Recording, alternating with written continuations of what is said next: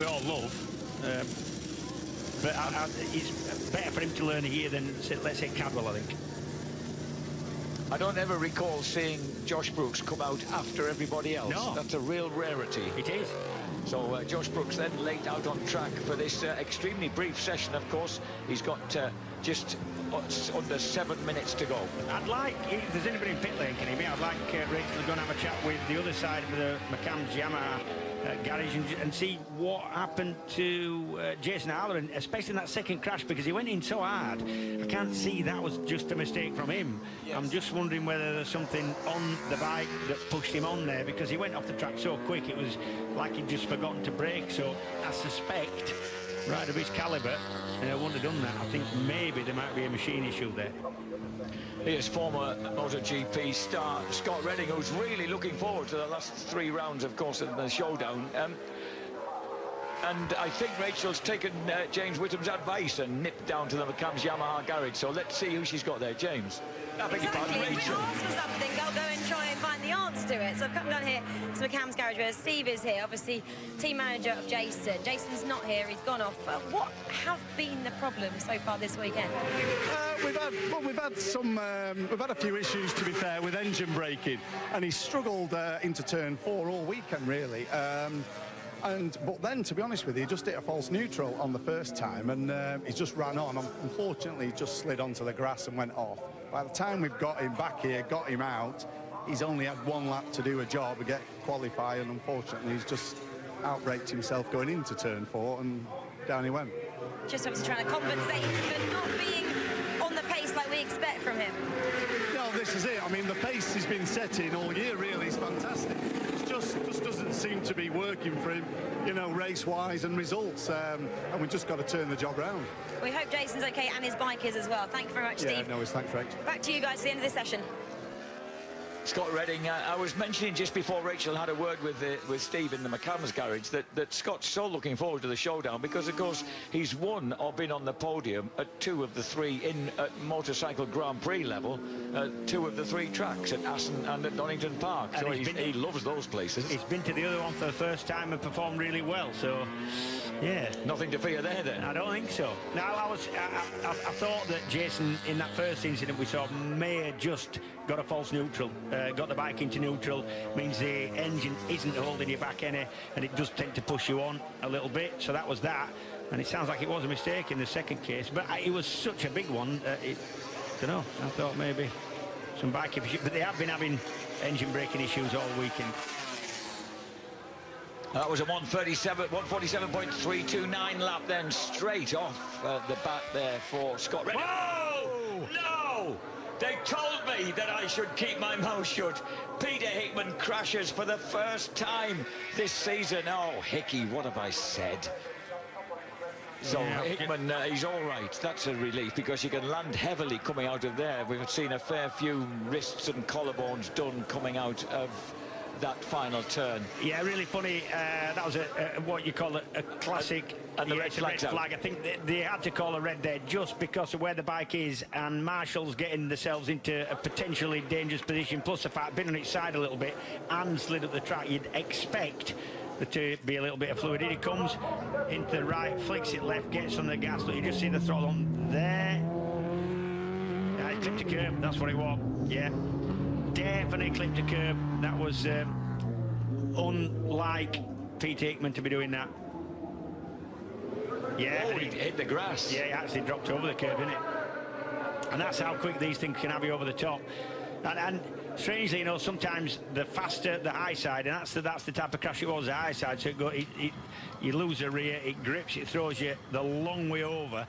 The faster the high side, sometimes the more gently you land, the faster you land, but there's less of a sort of up-down. It's more of a flat trajectory. So that was quite a slow crash, and quite a nasty-looking one was that for Peter. So let's hope that Peter Hickman's on it, and Scott Redding was on whacking lap just then. He lapped just under 2/10 off Shaky Burns' lap record here, and was had his head down on lap 2 when the red flag went out. So he's had to abort that mission as Peter Hickman trudges back to the pit lane.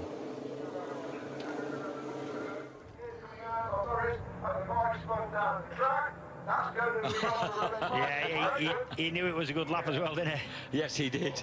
So a bit of frustration there from Scott Redding and B. Wiser Ducati. Yeah, you can't be too frustrated. You've got to be slightly frustrated, but red flags are for a reason. And, you know, if you're lying on the track, you want to get assistance and you want to be helped. So, yeah. So we have a brief break then, where there was actually 3 minutes and 45 seconds of that session left. So it's going to be a proper sprint session to decide the front 9 positions then on the grid for tomorrow's first race here at Snetterton.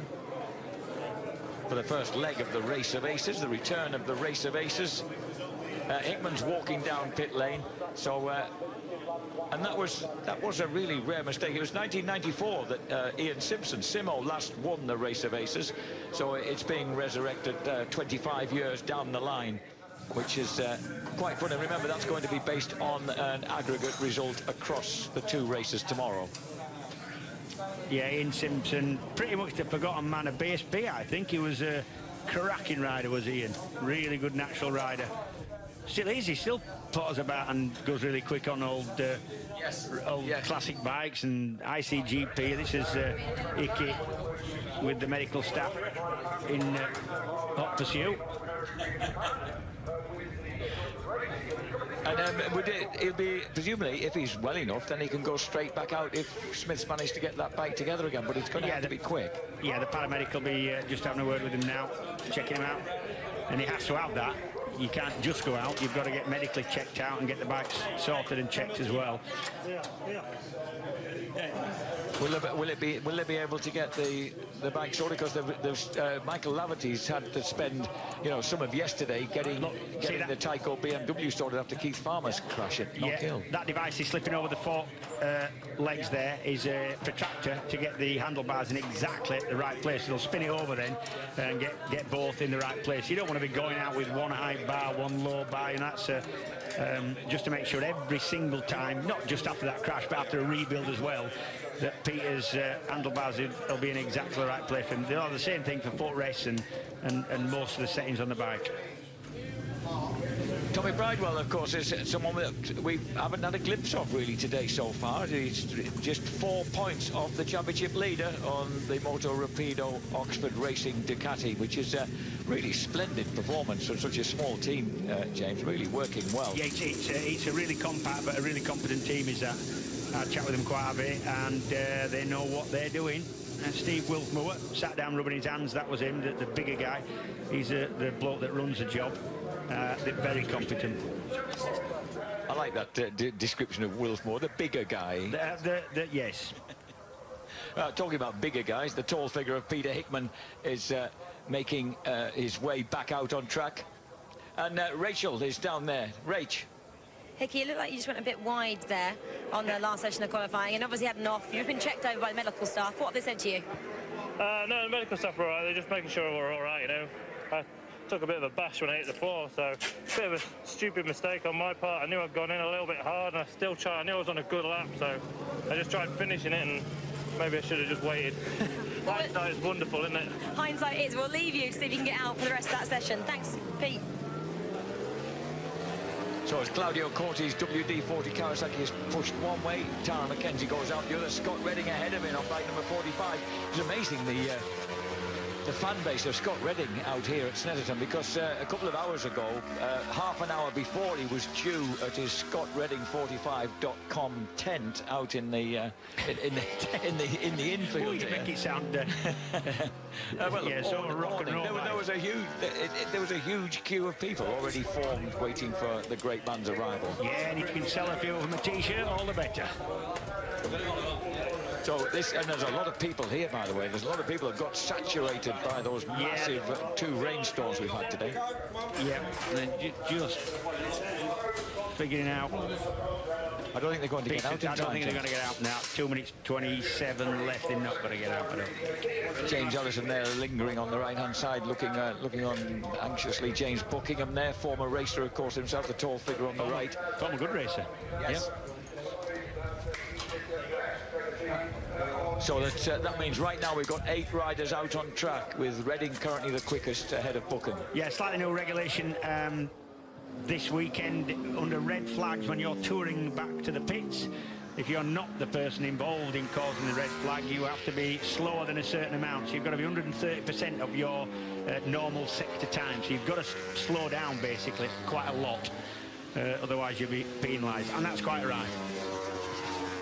So there's the outlappers then going through. Scott Redding will be the first man who will be on a flyer, and no one will fly faster perhaps than this man. Hickman is now out. It's officially confirmed that Peter Hickman is... oh, I beg your pardon. No, he's out on he's track. He's out on the track. Yeah. So Peter Hickman does come out then, and he's got about 1 minute. He's going to have a sighting lap and then take those tattered leathers on one final assault to see where he can get in the top 9.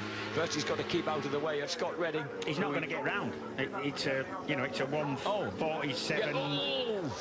It's that Danny Buchan backing in and hanging out an anxious leg. Yeah, and he was a bit anxious there, I think. Wasn't he? Yeah, so he's not even going to get a lap, I don't think. It's 1:47 at best lap, and he only had 1:17 to do it. So what a great shot of Scott Redding there, absolutely wafting his way through that right-hander at Palmer's, then through Agostini's, and then short, sharp burst up to 120 miles an hour towards Hamilton's, and then the fast left-hander, 85 mile an hour through Hamilton's. Whoa, get it on! And then braking hard for Oggies, which is almost a turn right back on yourself, turn 6. Yeah, double apex Oggies, and then this is important because you need to get onto that back straight quick. It's a fairly long one. And as he goes through the 75 mile an hour right-hander and then racks it up down the Bentley straight with the huge left-hander of Brundle's coming at him at great speed, is a Scott Redding on what could well be a pole position lap if he sticks with it here. And then the sharp left at Nelson's, and then up towards the bomb hole, just over the ton. Josh Brooks coming over the line, and Brooks on a 1:47.83. Bridewell does 1:47.73, goes second. Redding 1:47.32. He'd already set that. Is this going to be a faster one? Oh, it looks as if it could be. Stays off the grass and then storms uphill. 47.329 to beat, and whoa, 47.323, just by a whisker, by 0.006 of a second. Same time, really, same time. But his sector times have been showing some green, some not. So this is Josh Brooks. Currently nudged back to 4th place, so off that front row, because Taron McKenzie's got second for McCann's Yamaha. Tommy Bridewell in 3rd, and then Brooks, Linford and Forrest, Buchan, Andy Irwin and Hickman. Hickman without a time in at the moment on his outlap, so as the clock ticks away, I don't think that Hickey's managed to get through to start a lap. These are the guys out on track trying to set the time. now Hickey definitely wasn't going to get a lap. There's no way. 1:17 when he came out. That would be the lap record by about 25 seconds, Jack, if he'd have got around and got another lap in. This is Brooks, the Australian who, it's 2009 when we first welcomed Josh Brooks into British Superbikes. He had 10 podium finishes that year, finished 4th overall in the championship in his rookie season. This is Data Tag Extreme Qualifying Session 3, and this is the fabulous right-hander at Corum's. It just goes on and on and on until you have to hit the brakes for Murray's and the final left up the finishing straight. And this is a smooth-looking lap then for Josh Brooks. He's got 1:47.73. Better than that would get him on the front row of the grid. Oh, he's no 1:47.9. He's going to be stuck with 4th. Behind him, Tommy Bridewell will be on the front row of the grid, and it's looking settled with Redding, McKenzie, Bridewell have all gone through. So everybody now, Chefcourt flagged through. And oh, did Scott Redding not get? I think Scott Redding just got the 1 lap in, did 47.323, which gives him by 1/10 of a second pole position. Giovanni pleased with that. That means Taron McKenzie and Tommy Bridewell will complete the front row of the grid. Paul Bird can once again go and congratulate one of his riders on the sort of result that he looks to complete. Congratulations to Paul's daughter Lexi on raising a hefty amount of money for